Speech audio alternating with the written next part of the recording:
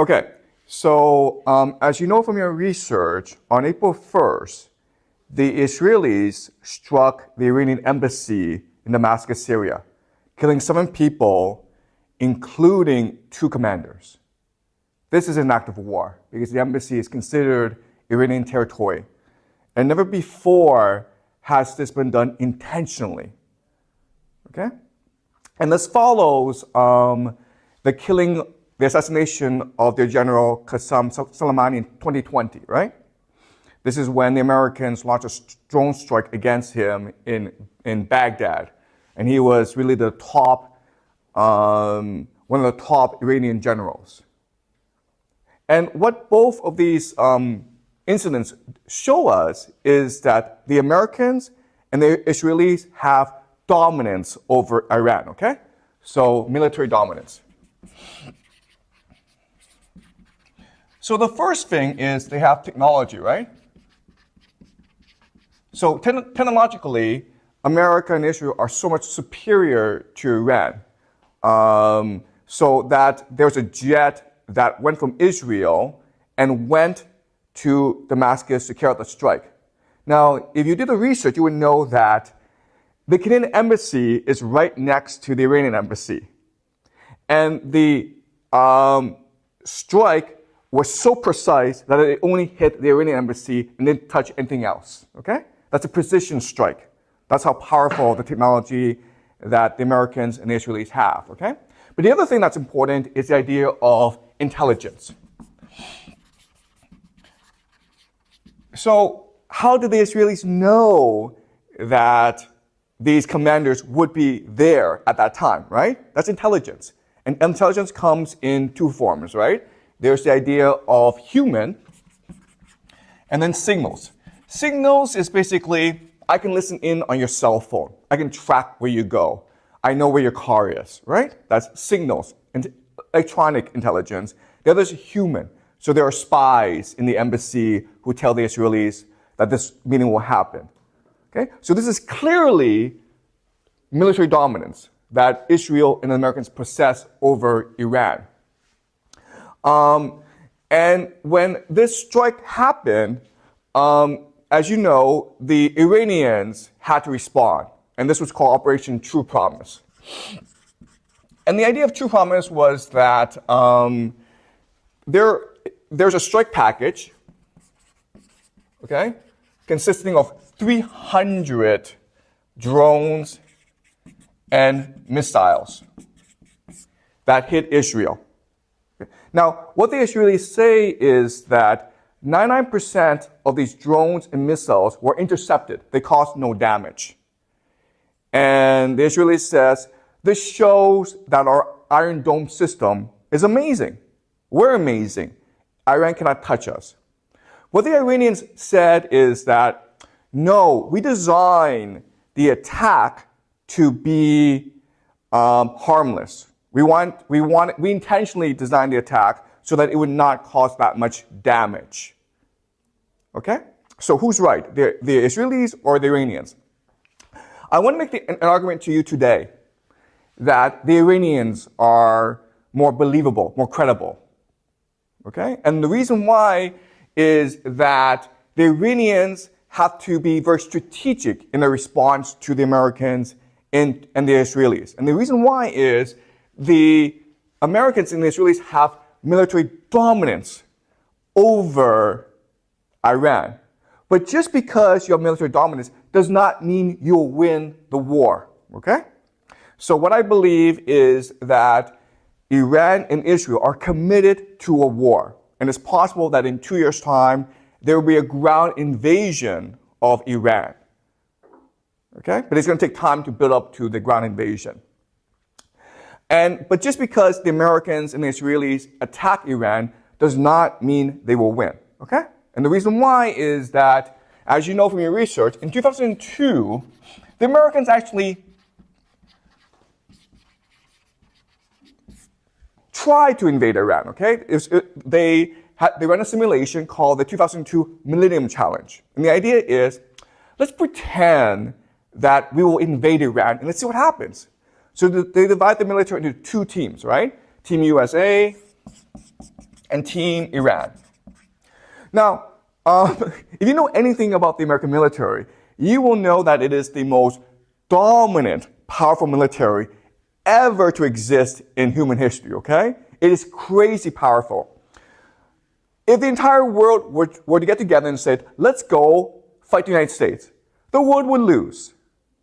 The United States has the most powerful military in the entire world, okay? And Iran, it's a very poor country. So the United States invaded Iran, and they wanted to see what would happen. And it turned out that, who won? Iran won, okay? And the reason why Iran won is the idea of asymmetrical warfare.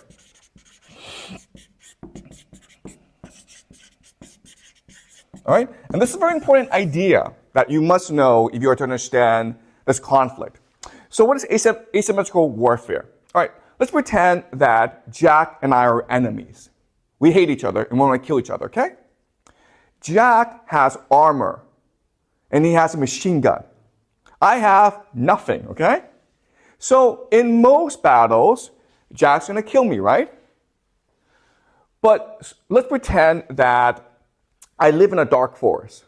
And it's really hard to see in this dark forest, but I've been living there for decades, okay? So I know this dark forest very, very well. So if Jack attacks me in this dark forest, then it's possible for me to win because I can set traps, right? I can play tricks on Jack. And that's the idea of asymmetrical warfare, okay? Even though Jack is superior, because I'm inferior, I'm forced to be much more strategic in how I fight against Jack, okay? And so asymmetrical warfare means that as long as you can define the terms of engagement, as long as you can control how the war is fought, you will win. Okay? So let's look at what this means for Iran and the United States. So the United States has these aircraft carriers, and they cost like $1 billion, okay? They're very expensive, but they're very powerful. Now, in a symmetrical warfare, what would happen is Iran sends its entire navy against this one aircraft carrier of the United States. And then what happens? The United States blows up the entire Iranian navy, okay? That's what would happen. So you don't do that, okay? You do not send your navy against an American aircraft carrier. What you do instead is you send drones, okay? Or drone swarms. So what they did in the Millennium Challenge was they had these suicide boats, right? Charging these aircraft carriers. And guess what, guys? If there's a lot of them, like 1,000 of them, you can't stop all of them. And if one hits, then your boat sinks. Okay, does that make sense? Okay, this is what we call asymmetrical warfare. Now, what's important to understand is that in asymmetrical warfare, you have to control how much resources you use, okay? So, for example, this aircraft carrier costs like $1 billion. The drone swarms, okay, a drone may be $1,000 for a real one, okay? But then you have fake ones that cost $100. $1,000 are these drones that blow up, right? $100 are drones that don't blow up, right? You have 1,000 of these, and then that's like $10 million. And then you have 10,000 of these, and that's another $10 million, okay? So it'll cost you maybe $20 million to blow up a $1 billion aircraft carrier. Okay, does that make sense? And this is why Iran would win a war, because Iran would employ asymmetrical warfare, drone swarms against the American aircraft carriers. Okay?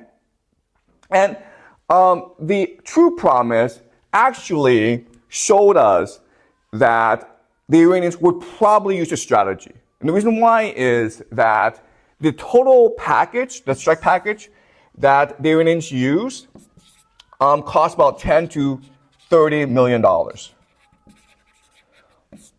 But how much money did they actually spend to bring down these drones? Do you guys know? How much did it cost the Israelis to defend themselves against this attack? Okay, it was at least $1 billion. Okay, do you understand? All right. So this shows us that in a war, Iran would use asymmetrical warfare, and and even though Israel and the United States have military dominance, they may not be able to win this war. Okay. Okay. So does this make sense so far? Any questions about this?